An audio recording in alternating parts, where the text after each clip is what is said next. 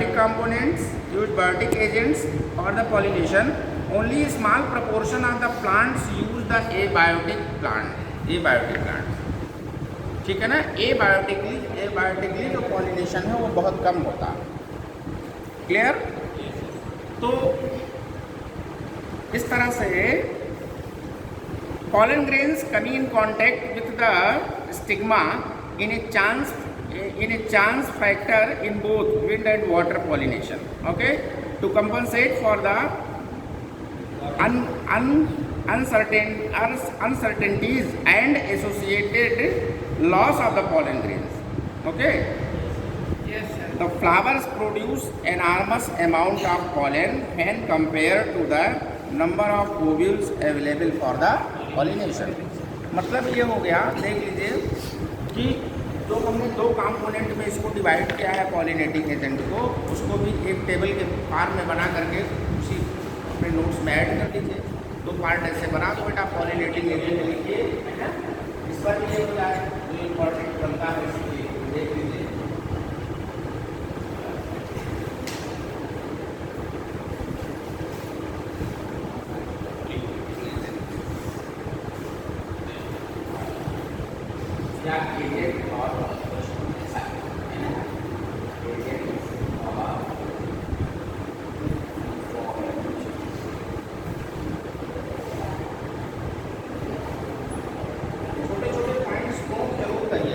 Advantage मिलेगा, आप देख लेंगे तो तैयार हो जाएगा। ठीक है ना।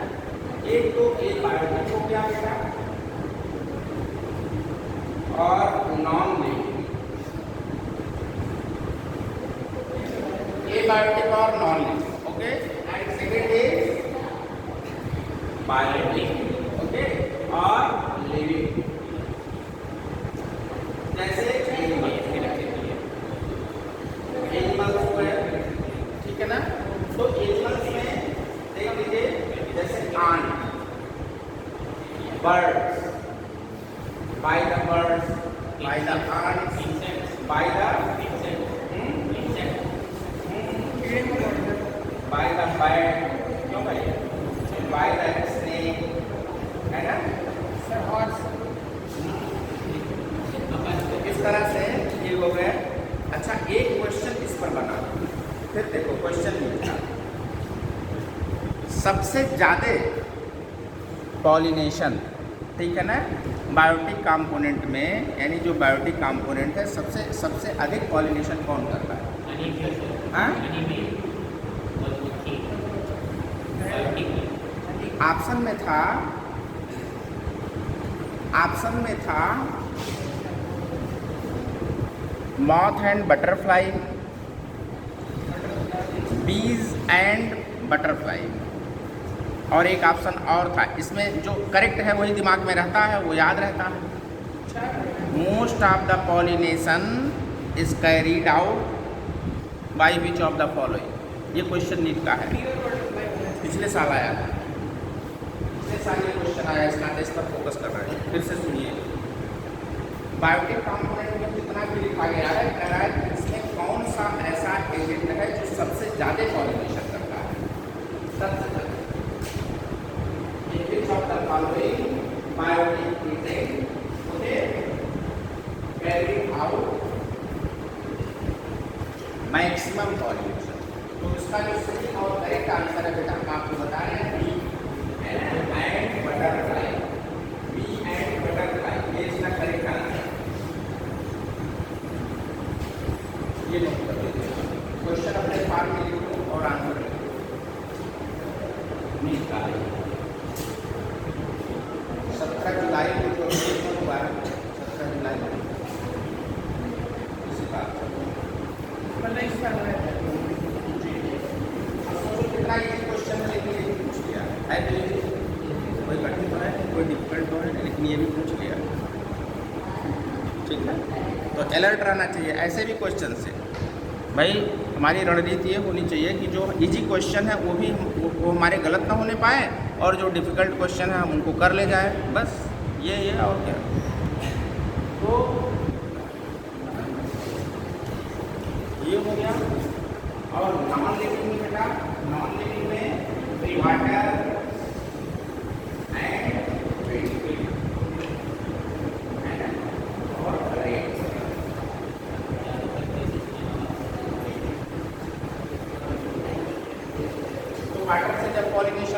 क्या कहते हैं उसको? हाइड्रोफिल। क्या कहते हैं? हाइड्रोफिल। क्या कहते हैं?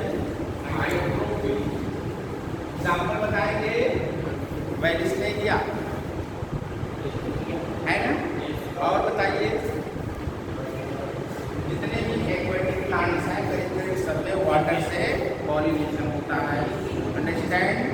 तो ये लिख लो, इसकी एग्जाम्पल लिख लो, एग्जाम्पल करके लिख लो यहाँ, है ना? वेलिस ने दिया,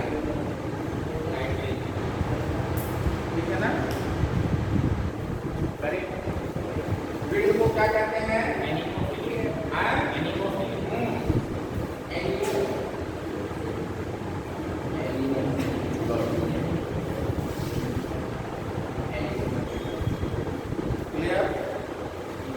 और मेंडल भी तो क्रॉस पॉलिनेशन कराए थे, तो ह्यूमन अगर क्रॉस पॉलिनेशन कराए तो ह्यूमन किस टाइप का पॉलिनेशन कराए? ये भी तो क्वेश्चन है।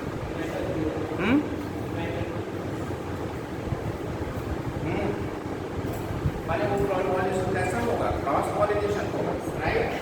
तो इस तरीके से ये एनिमोफिली हो गया बेटा, वाटर का हाइड्रोफिल हो गया, ठीक है ना? आंट का बताना भाई, एंटोमोफिली। बर्ड का बताइए, हाँ? बर्ड का, बैट का कैंथारोफिली, है ना? हाँ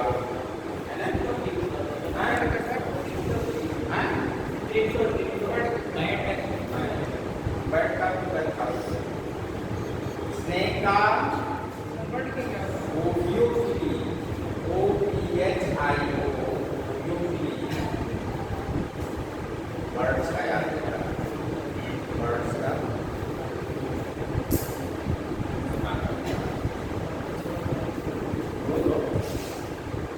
बहुत इजी, बर्ड बर्ड। हाँ, यस, गुड।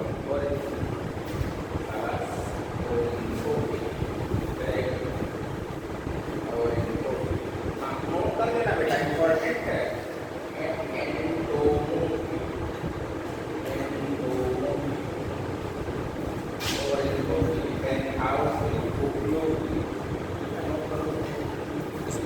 इसमें से ये क्वेश्चन बना बेटा, इसमें से ये क्वेश्चन बना, इसमें से ये क्वेश्चन 5 6 7 का सब, yes.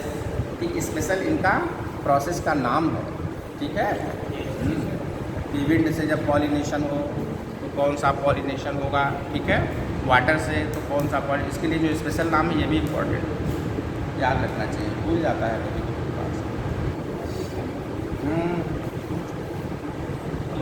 More and more practice. हाँ, और कुछ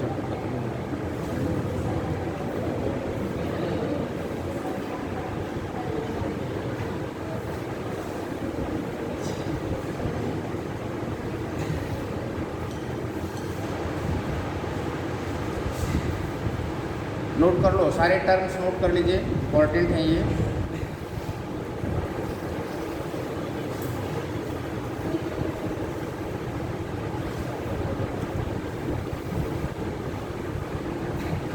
अब देख लीजिए, इसके लिए कुछ एडाप्टेशन है बेटा, हट जाए साइड, कुछ एडाप्टेशन है इसके लिए। देख लीजिए, जो पेज नंबर 29 में इसमें एक्सप्लेन कर रहा है। सब लोग एनसीईआरटी पेज खोल लीजिए, तो इसमें जो इम्पोर्टेंट लाइन का आपको एक बार बोल देंगे। Pollination by wind is more common, okay, fungus तथा prebiotic pollination, right? Wind pollination also requires that pollen grains are light and non-sticky. यानी pollen grains कैसे होने चाहिए? लाइट होना चाहिए। लाइट माने हल्का, ठीक है ना बेटा? और non-sticky माने जो चिपकने वाला ना हो। लेकिन sticky कब होना चाहिए? जब bees और butterfly से pollination होता हो, माने जब insect pollination होता हो। समझ में आ गया? तब होना चाहिए। माने वो ऐसे टाइप के फ्लावर को इंसेक्ट ही पॉलिनेशन कर सकते हैं, लेकिन विंड पॉलिनेशन के लिए ये होना कंपल्सरी नहीं है, यानी ऐसे फ्लावर्स में विंड पॉलिनेशन हो जाता है, राइट ना? समझ आ गया? तो ये एडाप्टेशन है फ्लावर का कि किस टाइप के फ्लावर में, माने फ्लावर की कौन सी प्रॉपर्टी होनी चाहिए तब विंड पॉलिनेशन होगा। ओके, कौन सा स्पेशल फ्लावर हो तो इंसेक्ट पॉलिनेशन होगा, जैसे बी और बटरफ्लाई का नाम हमने लिया। क्योंकि भाई है क्या, देखिए इंसेक्ट फ्लावर पर कब आएगा, जब उसका कुछ फायदा होगा तब तो आएगा, बोलो। तो पॉलन ग्रेन ऐसा हो कि न्यूट्रिशन वाला हो, कुछ स्वीट इन द टेस्ट हो, तब आएगा वो। एट्रैक्टिव हो फ्लावर वो, बोलो, उसमें कोरला वगैरह बढ़िया, हाँ, रेड कलर का हो, अच्छे कलर का हो, एट्रैक्टिव हो, तब तो आएगा इंसेक्ट, नहीं तो क्यों आएगा फ्लावर पर। ठीक, पॉलन ग्रेन्स कुछ अच्छे हों। तो इस तरह से जो इंसेक्ट पॉलिनेशन होता है उसके लिए जो एडाप्टिव फ्लावर होते हैं कुछ इस टाइप के होते हैं, ठीक है ना। और कुछ ऐसे फ्लावर्स होते हैं कि उसमें इंसेक्ट उसी में रह जाता है, बोलो भाई, तो that is used for shelter. ये भी तो है, आपने सुना होगा कि इंसेक्ट उसी में बंद हो जाते हैं, क्लोज हो जाते हैं, फिर ओपन होता है तब इंसेक्ट, है ना, ऐसे है।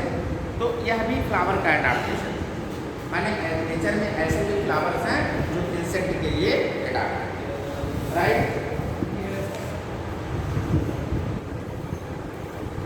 तो क्वेश्चन कहाँ से पूछ ले बेटा, स्टार्टिंग का सारा कॉन्सेप्ट जितना है सब जानना चाहिए। इन सब पर भी बहुत ईजी है, लेकिन इन सब पर भी कोई क्वेश्चन बना है, इन विच ऑफ द, देखो क्या हो गया इस टाइप, ये भी क्वेश्चन बना है, सुन लो, बताएं। In which of the following correct statement, या in which of the following is incorrect statement, ऐसे दे देगा, फिर यही लाइन दे देगा जो हम बोल रहे हैं, रख देगा ऐसे उठा के। अब आप करेक्ट वाला सर्च करिए उसमें से जो चारों ऑप्शन है, तो इन सबको सुने रहेंगे, फैक्ट को जाने रहेंगे तो करेक्ट कर देंगे, है ना ये चीज। तो इस तरह से विंड पॉलिनेशन के लिए नॉन स्टिकी पॉलन ग्रेन्स का होना जरूरी है, okay, so that they can be transported in the wind currents. इस तरीके से विंड करंट से वो ट्रांसपोर्टेड हो सकते हैं, कब, जब वो नॉन स्टिकी है ना बेटा, और लाइट, यस, ये इंपॉर्टेंट लाइन।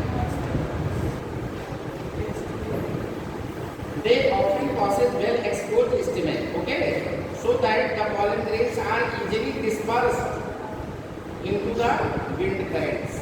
Disperse हो जाते हैं, है ना, disperse माने फैल जाना, है ना जी, एक स्थान से दूसरे स्थान तक पहुंच जाना, इसे को डिस्पर्सल कहते हैं ना बेटा, डिस्पर्सल ऑफ pollen grain, तो इजीली डिस्पर्स हो जाएंगे, है ना।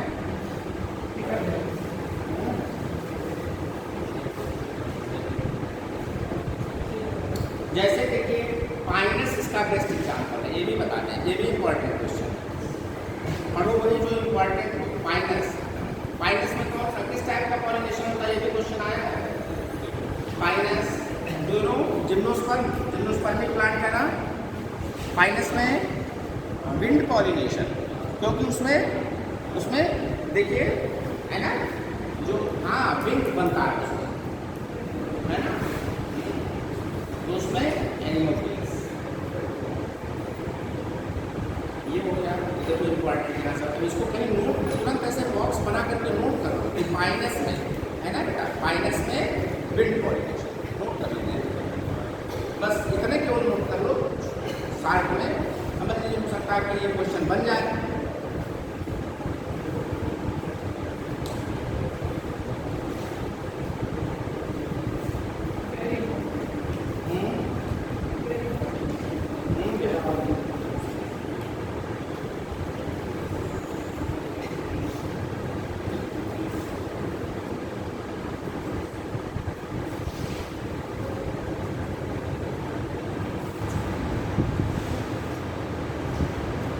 Wind pollinated flowers often have a single ovule, okay, in each ovary. यह भी एक एडाप्टेशन है, जो विंड पॉलिनेटिंग फ्लावर है उनमें एक ही ओवरी पाई जाती है।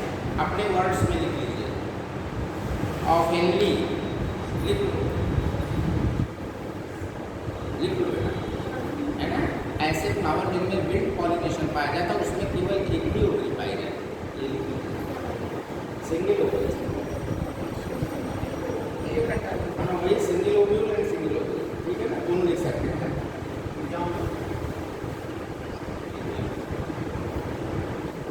हमारे दिन में होगा, सब में होगा ना, पर दिन में डेट हुआ डेट पाम ठीक है,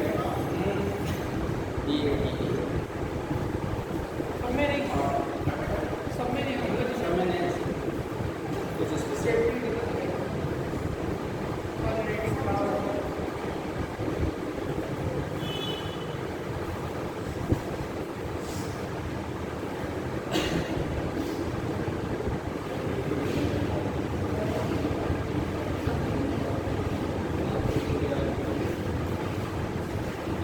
और विंड पॉलिनेशन मोस्टली ग्रासेस में पाया जाता है, ग्रास यस,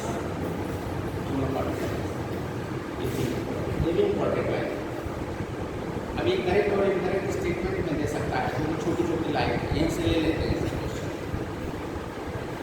फिर देखिए, pollination by the water is quite rare in the flowering plants, यानी वाटर से पॉलिनेशन जो फ्लावरिंग प्लांट है उसमें बहुत रेयर होता है। कारण क्या है, भाई फ्लावरिंग प्लांट जो है वो जो उसकी हाइट होती है प्लांट की, है ना, they are not contact with the water, वो वाटर के टच में तो होते नहीं, इसलिए वाटर पॉलिनेशन आप मान लीजिए नो, ठीक है ना।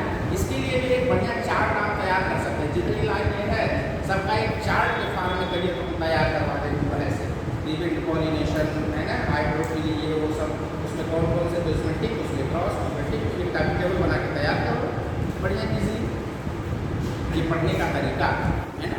क्योंकि इतना बड़ा हमेशा क्यों पढ़ने ले जाएंगे भाई, इसका शॉर्ट बना लीजिए, इसका शॉर्ट बना एक बार देख लीजिए, तैयार किया कुछ इस टाइप का, बना रखी तो दे रहे कहाँ से होता है।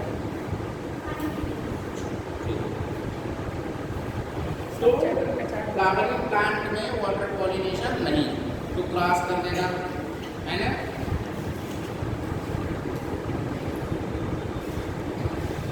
Correctly, but it is limited only 30 genera of monocotyledons, ये इम्पोर्टेंट हो गया। करेक्ट नहीं पाया जाता, लेकिन 30 जनरा ऐसे हैं मोनोकोटिलेडन के जिनमें पाया जाता है। देखो ये लाइन इम्पोर्टेंट हो गया, यहीं से लेना, इसको अंडरलाइन कर लीजिए, चाहे लिखिए कॉपी में, यस 30 जनरा, 30 जनरा लिख लो बेटा, 30 जनरा का मतलब क्या होगा? जी ना सौ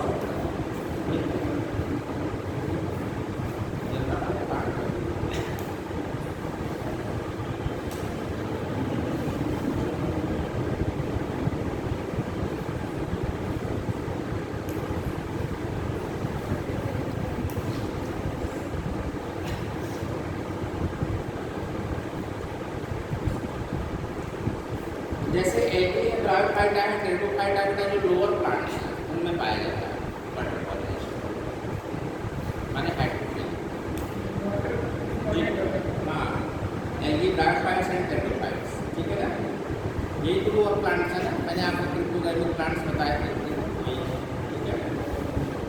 it is believed particularly for some bryophytes and pteridophytes that their distribution is limited because of the need for water for transport of many gametes and fertilization. Okay. Some examples of water pollinated plants are Vallisneria. देखिए Vallisneria आया है बीच में, आप इसको underline करिए, Vallisneria and Hydrilla, दोनों plant important है बेटा, Vallisneria and Hydrilla लिखते हैं, बोलो नहीं सर, हाँ लिख लीजिए, नोट कर लीजिए, Hydrilla HYDRILLA Hydrilla, ठीक है ना। दोनों जो प्लांट्स हैं इनमें वाटर पॉलिनेशन पाया जाता है, ठीक है ना, और वाटर पॉलिनेशन को हाइड्रो, राइट, ये हो गया ठीक। तो इसके लिए दोनों प्लांट्स के नाम नोट कर लीजिए, आया ये क्वेश्चन नीट में आया, क्लियर मिला। Which is grow in the fresh water, right, आपको पता, हमने बताया कि एक्वेटिक प्लांट्स हैं, क्लियर, ये हो गया।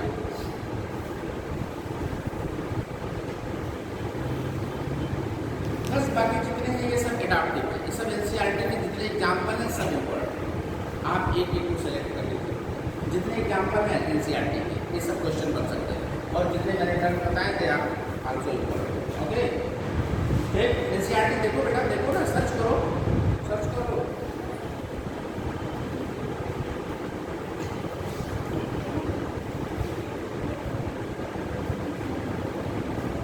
जैसे वाटर करंट्स के थ्रू पॉलन ग्रेन्स जा करके पॉलिनेशन कर देगा, है ना। तो कहाँ उसके वाटर के टच में उसका रहना कंपल्सरी है। क्लियर था? ये भी लाइन इसमें लिखा है, देखिए,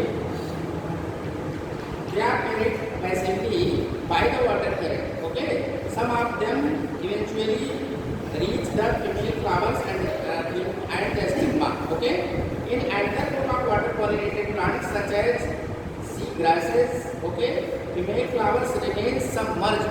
इसमें फीमेल फ्लावर्स कैसे होते हैं, जो पानी में डूबे हुए होते हैं, है ना बेटा, submerged in the water and the pollen grains are released inside the water.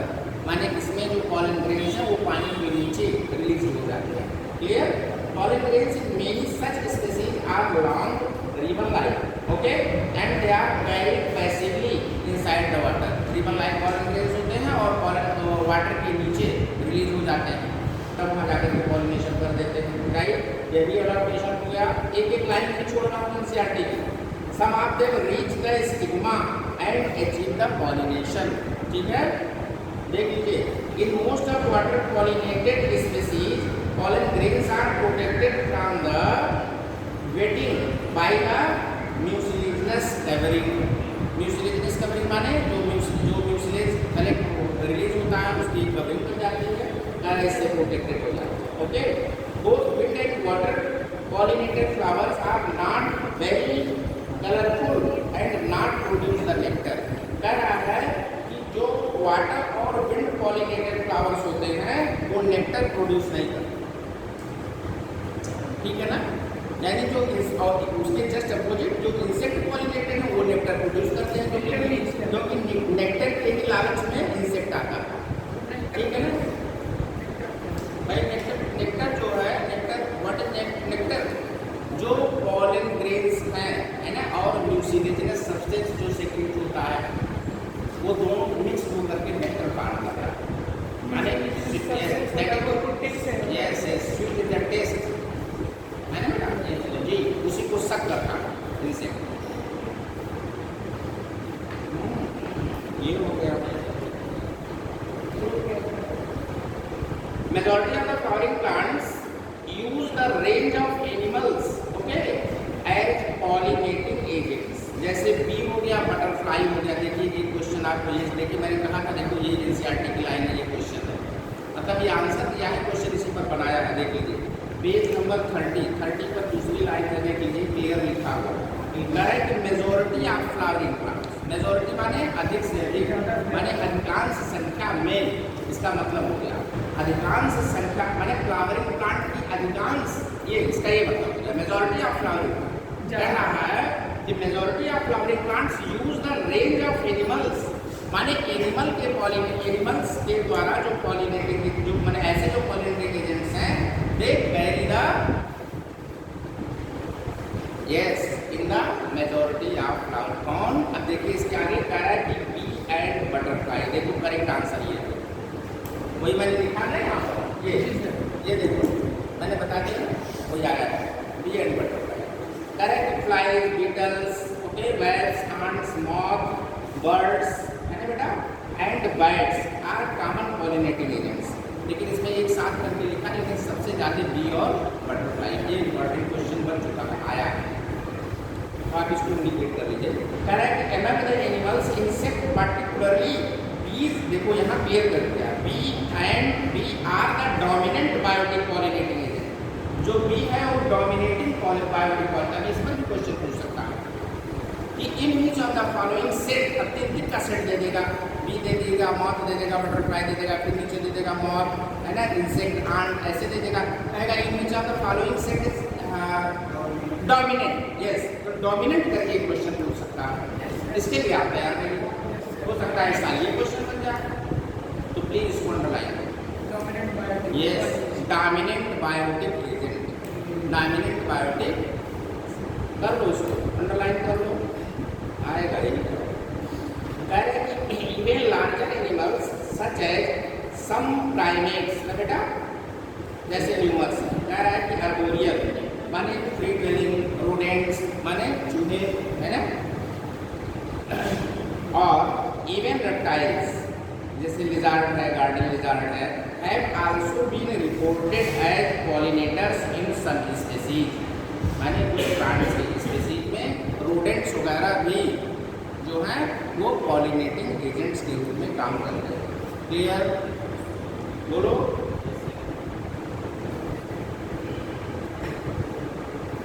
Majority of insect pollinated flowers are long, colourful, fragrant and rich in the nectar. वही जो मैंने बताया है वही बात एनसीईआरटी वाला रिपीट कर रहा है। मैं इस नाते एनसीईआरटी पढ़ करके आपको एक्सप्लेन कर दे रहा हूँ कि हो सकता है इसकी लाइव जो इंग्लिश है वो आपको डिफिकल्ट लग रही हो, तो मैं एक बार उसको बढ़िया से एक्सप्लेन कर दूँ तो आपके दिमाग में सेट हो जाएगा। आप पर एक बार जाकर पढ़ने की जरूरत, और इन्हीं से क्वेश्चन बन रहा है इस नाते एनसीईआरटी आपके लिए इम्पॉर्टेंट है। अब देखिए यहीं से देखिए यहाँ भी देखिए ये भी क्वेश्चन बन सकता है कि जो मेजॉरिटी ऑफ इंसेक्ट पॉलिनेटेड, देख लो बेटा, majority of insect pollinated flowers, जो इंसेक्ट पॉलिनेटेड फ्लावर्स है ये कैसे होने चाहिए, इनका एडाप्टेशन कैसा होना चाहिए, माने वो लार्ज, कैसे हो लार्ज, यानी लार्ज टाइप के जो फ्लावर्स हों, और कैसे हो कलरफुल हो। अभी मैंने आपको बताया कि एट्रैक्टिव माने कलरफुल होना, इन दिस सेंस मतलब उसका सेंस यही, हाँ कलरफुल होना, और कैसा फ्रेगनेंट माने अच्छी उसमें खुशबू हो, प्लीजेंट स्मेल हो, जो कि इंसेक्ट को अट्रैक्ट करे, ठीक है, fragrant and rich in the nectar, okay. When the flowers are small, a number of flowers are clustered into the inflorescence to make them conspicuous, है ना, माने ऐसे भी फ्लावर है जिसमें छोटे छोटे फ्लावर है और इन्फ्लोरेसेंस बनाता है, जैसे तुलसी का जो प्लांट है ना, लैवेंसी का मेंबर आप जानते हैं, उसका इन्फ्लोरेसेंस देखिए छोटे छोटे फ्लावर्स है ना बेटा, क्लियर।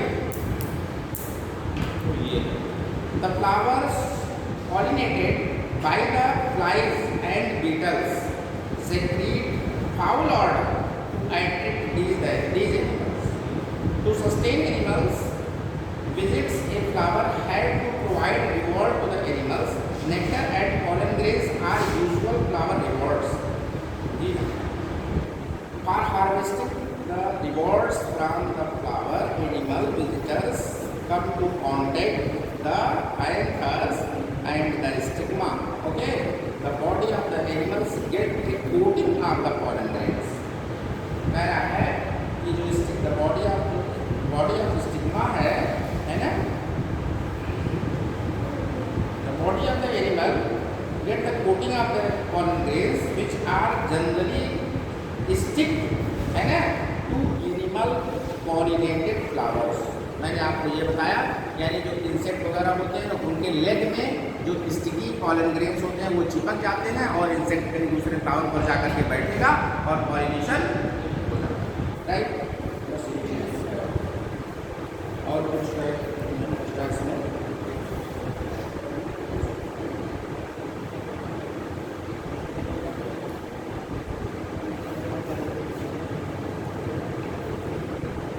और बेटा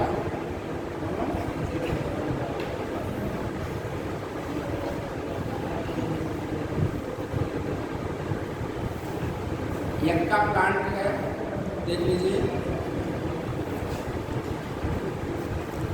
ये एग्जाम्पल है यक्का का, देख नीचे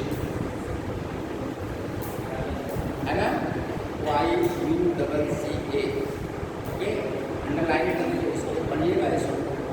can not complete their life cycle without each other, okay. The moth deposits the its egg in the lobule of the ovary, यानी ऐसे इंसेक्ट हैं जो ओवरी के इनसाइड एग को ले कर देते हैं, एग ले, ठीक है ना, और उनसे पॉलिनेशन हो जाता है बेटा। In turn gets the pollinated by the moth, okay. The larva of the moth come out of the egg as the seeds start developing, उसका लार्वा है वो that's erase from the flower, correct.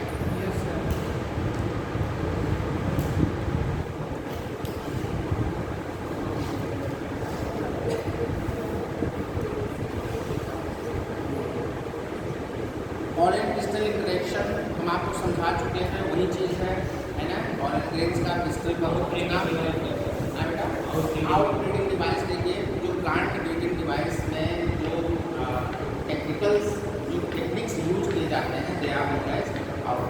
कौन कौन से techniques use किए जाते हैं, जैसे इंस्टॉलेशन, जैसे बाइडिंग, ये सारे जो टेक्निक्स हैं जो प्लांट ब्रीडर्स यूज करते हैं किसके क्रॉस पॉलिनेशन कराने के लिए जो टेक्निकल स्टेप्स लिए जाते हैं they are known as out breeding devices. यानी आउट ब्रीडिंग डिवाइस जो है वो क्रॉस पॉलिनेशन कराने का एक tools and techniques, okay, special tools और technique to carry out the cross pollination in the flower and discourage the self pollination. यानी self pollination को चेक करना, रोकना, सेल्फ पॉलिनेशन को रोक करके है ना बेटा क्रॉस पॉलिनेशन को इम्प्रूव करना, राइट। हाँ बेटा, इंसेक्ट है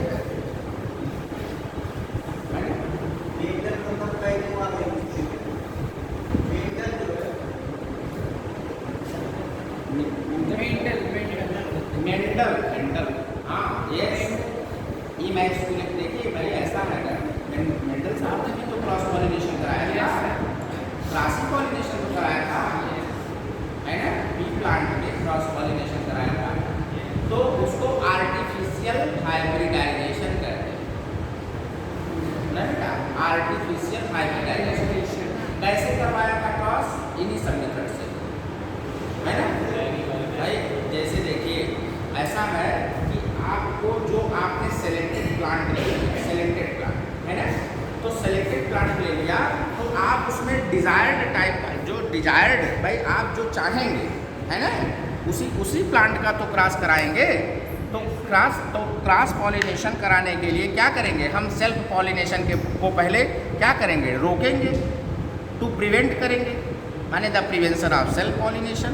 पहले हम क्या कर लेंगे, सेल्फ पॉलिनेशन एक ऑटोमेटिक प्रोसेस है, नहीं रोकेंगे तो हो जाएगा भाई है ना भाई। सेम टाइम पर एंथर और जी हाँ एंथर और स्टिग्मा दोनों फुल्ली मैच्योर हो जाएंगे तो ऑटोमेटिकली पॉलिनेशन हो जाएगा है ना, पॉलन ग्रेन्स पहुंच जाएंगे और पॉलिनेशन हो जाएगा। अगर हमको क्रॉस पॉलिनेशन करवाना है तो हमको चेक करना पड़ेगा, रोकना पड़ेगा, प्रिवेंट करना पड़ेगा। तो कैसे कर सकते हैं, हाँ ये कैसे कर सकते हैं, बैगिंग एक प्रोसेस, BAGGING एक प्रोसेस बैगिंग है, एक प्रोसेस इमैस्कुलेशन एक प्रोसेस है। यानी इमैस्कुलेशन माने क्या बेटा जी, रिमूवल ऑफ एंथर, क्या करते हैं फॉरसेप्स से है ना, फॉरसेप माने चिमटी है ना, उससे क्या करते हैं एंथर को तोड़ देते हैं, आउट कर देते हैं, कट कर देते हैं, रिमूव कर देते हैं, समझ लिया। यानी फ्लावर से एंथर को बाहर कर देते हैं, रिमूव कर देते हैं। तो इस प्रोसेस को हम क्या कहते हैं, इमैस्कुलेशन, ठीक। तो इमैस्कुलेट कर दिया माने वह एंथर अब पॉलिनेशन नहीं कर पाएगा, वो फ्लावर कैसा हो गया, सेफ हो गया, कैसा हो गया, सेफ हो गया। फिर हम उसको जो है ना यस प्लास्टिक बैग से या जैसे भी उसको हम कवर अप कर देंगे, किसको, जो हमारा फीमेल है ना रिप्रोडक्टिव पार्ट है, ये समझ रहे हो ना। और उसके बाद डिजायर्ड पॉलन ग्रेन्स को ले आकर के हम जो है उस पर ये तो आप जैसा चाहेंगे यानी डिजायर्ड प्लांट का पॉलन ग्रेन ले आकर के वहाँ पर पहुँचा देंगे। इस तरीके से आर्टिफिशियली है ना, आर्टिफिशियली क्रॉस पॉलिनेशन, क्लियर। हाँ बेटा, जो हाँ उसमें भी यही प्रोसेस है, उसमें ये प्रोसेस है, देख लीजिए उसमें क्या प्रोसेस है कि भाई दूसरे से ले आकर के पहुंचा देते हैं। तो वह जो एंथर है वो नहीं पहुंचा, वो एंथर जैसे तब तक नहीं हो पाएगा, तब तक ले पहुंचा देंगे।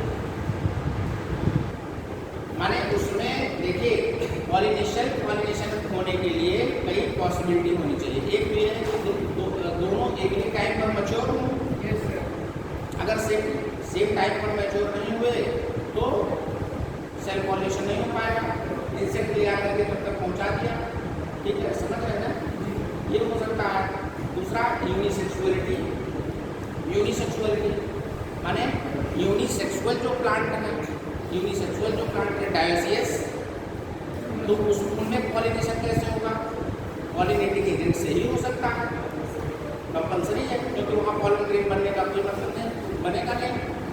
जैसे पपाया प्लांट है भाई, आप जानते हैं मेल और फीमेल दो अलग प्लांट होते हैं ना, डायोसियस है ना, तो डायोसियस प्लांट है तो उसमें कैसे सेल्फ पॉलिनेशन होगा? क्रॉस होगा, है ना बेटा। तो वहाँ तो आके तो कोई एजेंट होना चाहिए ना, ये चीज समझ रहे हैं ना। अब सब में बाइंडिंग पूरा कराएंगे भाई, वह तो आपका एक एक्सपेरिमेंटल वो जो उन्होंने किया, आप एक्सपेरिमेंट करें प्लांट्स का करेंगे, उन्हें प्लांट्स का कराएंगे।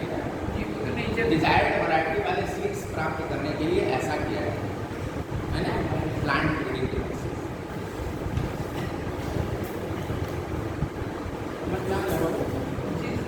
सो 33 पेज पर देख लीजिए, दिया है artificial hybridization is one of the major approaches अगर क्रॉप इम्प्रूवमेंट प्रोग्राम मिला। लेकिन देख लीजिए इमेजिनेशन, बैगिंग, ये सब दिया है जो मैंने बताया हुआ एनसीईआरटी में लिखा है, देख लीजिए। देखो बोल्ड लेटर में देखो लिखा है इमेजिनेशन, बैगिंग लिखा है ना, ये चीज।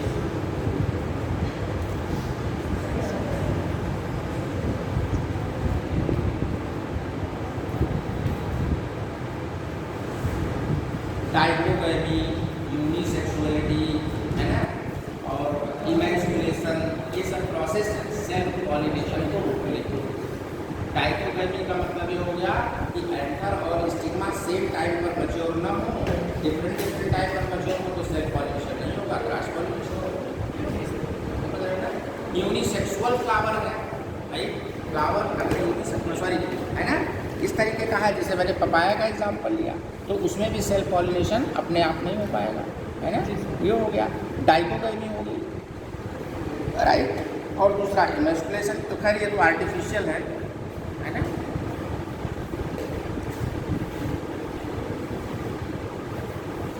और कोई टर्म्स इसमें देख लो बेटा, देख लो, बता दें।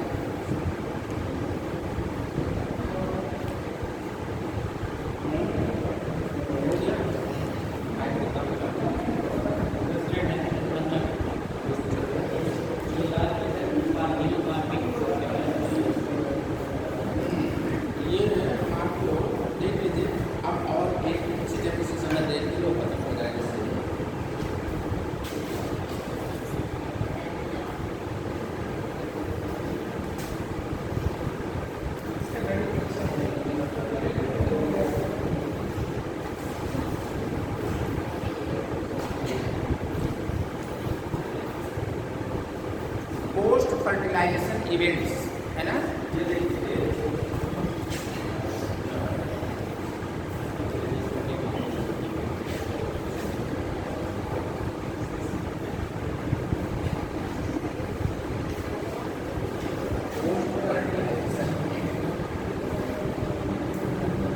है ना, पोस्ट फर्टिलाइजेशन इवेंट्स में जाता है।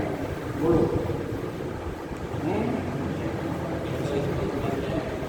बेटा, पहला तो ये है, पहला यस फॉर्मेशन ऑफ, नोट करते चलिए इसको, तो इंपॉर्टेंट है, नोट करते चलो। फॉर्मेशन ऑफ एंडोस्पर्म बेटा, yes formation of endosperm from, formation of endosperm from secondary nucleus. Endosperm किससे बनता है? Secondary nucleus. तो फ्रॉम सेकेंडरी न्यूक्लियस, यानी जो सेकेंडरी न्यूक्लियस है ना, उससे एक मेल गैमीट फ्यूज होकर के 3x एंडोस्पर्म बनाता है। वह क्या है? ट्रिप्लॉइड स्ट्रक्चर है। क्या है? ट्रिप्लॉइड स्ट्रक्चर है। बोलो, ये समझ में आया? माने ये जो सेकेंडरी, इसका फेट क्या है? फेट है एंडोस्पर्म बनाना, पहली चीज। ये दूसरी चीजें है क्या, ये भी आप समझ चुके हैं, हम आपको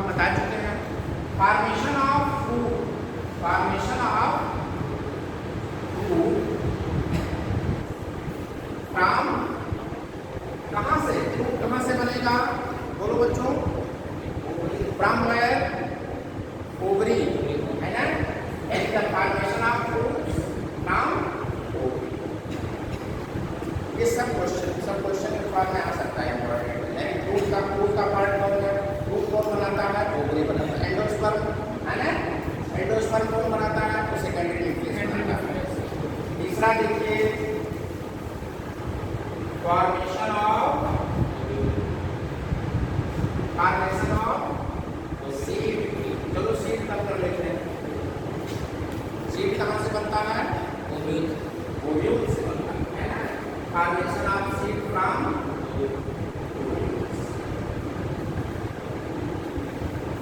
ओव्यूल से बनता है। नोट कर लीजिए।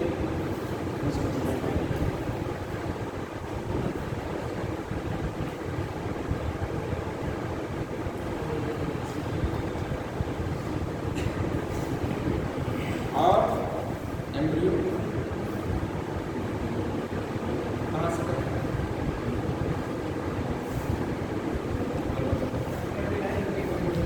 एम्ब्रियो कहाँ कौन बनाता है, कौन से एम्ब्रियो बनाता है, हैं? बोलो भैया।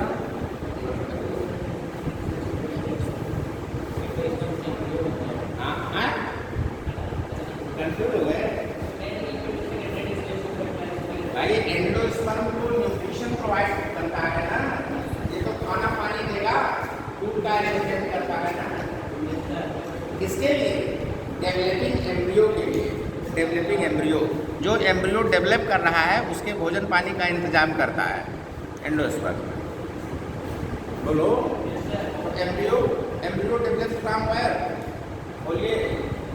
सीड तो आपने बता दिया, फ्रूट बता दिया, embryo formation of embryo from where, बोलो भाई। फॉर्मेशन ऑफ एम्ब्रियो, इसी को तो एम्ब्रियोजेनेसिस कहते हैं। कहाँ से बेटा, बोलो। फॉर्मेशन ऑफ एम्ब्रियो फ्रॉम,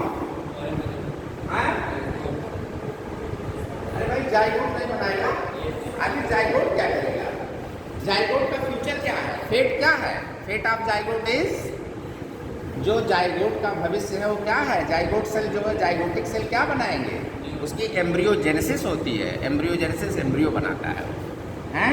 यानी देख लीजिए, जैसे देखो डायग्राम से समझ लो ना, इसको दिमाग में बैठा लो भाई। देखिए जाइगोट कहाँ से बनेगा, ये जाइगोट है 2n, बोलो यही तो फर्टिलाइजेशन अब हो गया, वहाँ तक नहीं समझाएंगे।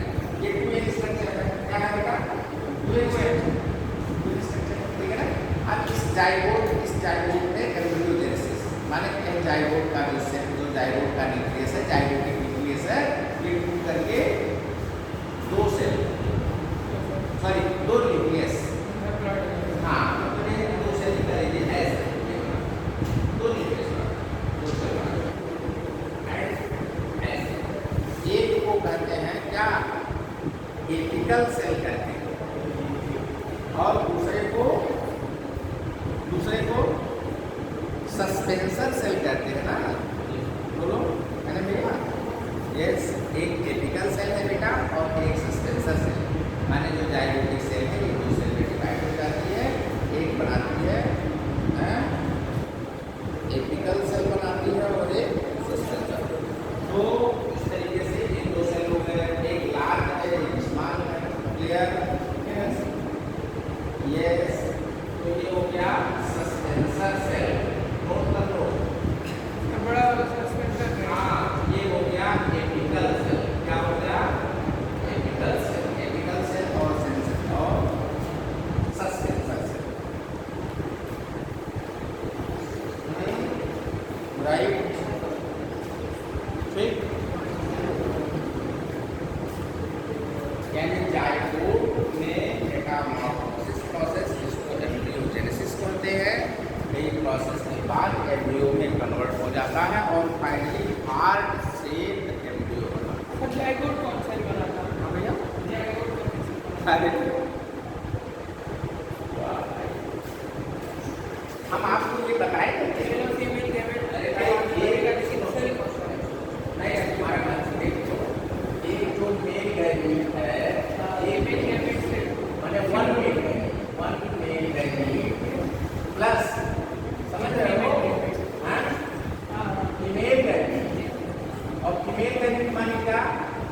यग सेल, यग सेल क्लियर करो, दिमाग को फिर से रिफ्रेश करिए। एग प्लस यग cell is equal to zygote. ये जाइगोट बनाया भाई, और यही जाइगोट डेवलप करके किसी के नीचे फिर एरो ऐसे बना और यहाँ लिखो क्या, एम्ब्रियो। बस क्लियर हो जाएगा तुम्हारा कॉन्सेप्ट एक लाइन में, बहुत ज़्यादा लिखने की जरूरत नहीं है। यहाँ लिखिए male gamete, one male gamete, कोई जरूरत नहीं वन लिखने की, हम तो ऐसे कर रहे हैं, वन नहीं लिखा जाता है ना, ये डिग्री लिखा नहीं जाता, ये नहीं लिखा ऐसे लिखा, लेकिन ऐसे लिखना कि मेल गैमीट है ना प्लस फीमेल गैमीट को एक्सेल करते हैं। यहाँ अगर बहुत ज़्यादा लिखना चाहते हैं तो मेल जर्म सेल लिख लीजिए, गलत नहीं है, नीचे लिख सकते हैं मेल जर्म सेल है ना, वही जो दोनों बने थे जो मैंने आपको समझाया था है ना, यस, जो दोनों मेल गैमीट बने थे वही मेल गैमीट, यानी वही मेल गैमीट, यानी मेल गैमीट प्लस एक प्रोसेस हो या ये दूसरा ना बेटा, ये फर्स्ट है और दूसरा सेकंड देख लो, एक मेल गैमीट और प्लस बोलो सेकेंडरी न्यूक्लियस भाई, सेकेंडरी न्यूक्लियस और 2x, ये सेकेंडरी न्यूक्लियस कैसा है 2x है, और ये मेल गैमीट कैसा है x, इसकी प्लॉटिंग करनी है x है, तो x और 2x मिलकर के क्या बनाएंगे 3x बनाएंगे, और 3x क्या है बोलो एंडोस्पर्म, क्या है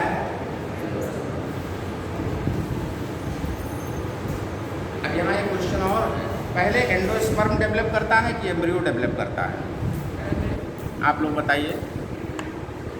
पहले एंडोस्पर्म का सेल डेवलप करेगा, पहले एंडोस्पर्म डेवलप करेगा कि एम्ब्रियो डेवलप करेगा, जाइगोट डेवलप करेगा, सॉरी जाइगोट डेवलप करेगा कि एंडोस्पर्म डेवलप करेगा, पहले एंडोस्पर्म ही डेवलप करता है तब जाइगोट डेवलप करता है, क्योंकि खाने पीने का इंतजाम पहले होना चाहिए, तो ये व्यवस्था उसको करता है, ये एंडोस्पर्म का सेल पहले।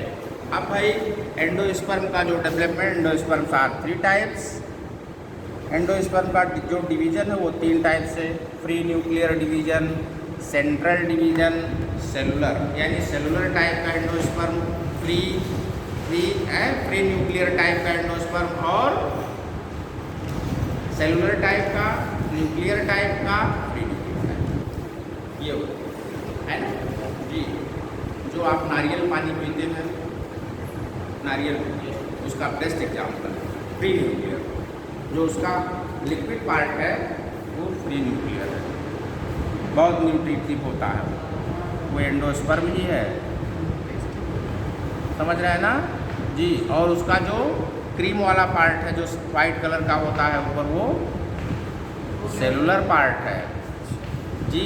यह भी एक इम्पॉर्टेंट क्वेश्चन है, यह एक भले से इससे नहीं मतलब है, ठीक है ना। होता क्या है कि पहले इसका देख लो ये है ना, जैसे देखो ये एंडोस्पर्म है, तो इसका डिवीजन होता है, तो जो डिवीजन होगा तो फ्री न्यूक्लियर, जैसे उसका नाम है फ्री न्यूक्लियर है, और एक न्यूक्लियर से ये सारे न्यूक्लियर बनना शुरू हो जाएंगे, न्यूक्लियस बनना शुरू हो जाएंगे, ये फ्री न्यूक्लियर है, और इसके चारों तरफ ऐसे छा जाते हैं, न्यूट्रिटिव होता है तो लिक्विड फ्री न्यूक्लियर, ये सारे न्यूक्लियर तो और न्यूक्लियर होगा कैसे बेटा, कैसे न्यूक्लियर डिवीजन होगा, न्यूक्लियर डिवीजन को क्या कहेंगे, कैरियोकाइनेसिस कहते हैं, जी हाँ, yes, repeated division of the nucleus, karyokinesis, ढेर सारा कैरियोकाइनेसिस होता है और न्यूक्लियर डिवीजन हो जाता है, यानी कई न्यूक्लियस फार्म हो जाते हैं उसके पेरीफेरी पे, आउटर सरफेस, उसके इनसाइड, और फिर उसमें साइटोकाइनेसिस जब होता है तो ये वह जितने न्यूक्लियस है सब सेल में चेंज हो जाएगा, देखो ऐसे बन जाएगा, तो सेलुलर हो जाएगा, डिवीजन सेलुलर डिवीजन कहलाएगा, बोलिए दैट्स वेरी इजी।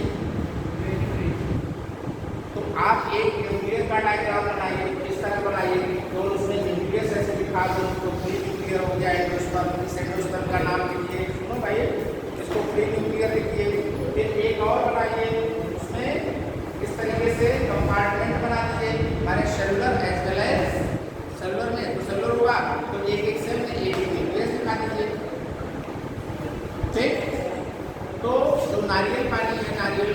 टाइप का पाया जाता है। ये क्वेश्चन आया, इम्पोर्टेंट है। सेलुलर भी होता है और न्यूक्लियर भी होता है। घबराइए नहीं, बैठे रहे। तो ये इम्पोर्टेंट क्वेश्चन है। तो एंडोस्पर्म के 3 टाइप है, सेलुलर, न्यूक्लियर और क्लियर। जी समझ में आ गया बेटा? पढ़ लेना, पूरा NCERT पढ़ना, आगे पीछे तो नहीं कुछ समझ में आएगा हम और बता देंगे, ऐसी बात नहीं है, लेकिन इसको क्लियर कर लेना। ठीक, मुझे नहीं समझ में हाँ, जो वाटर होता है वो फ्री न्यूक्लियर डिवीजन से बनता है। जी, हाँ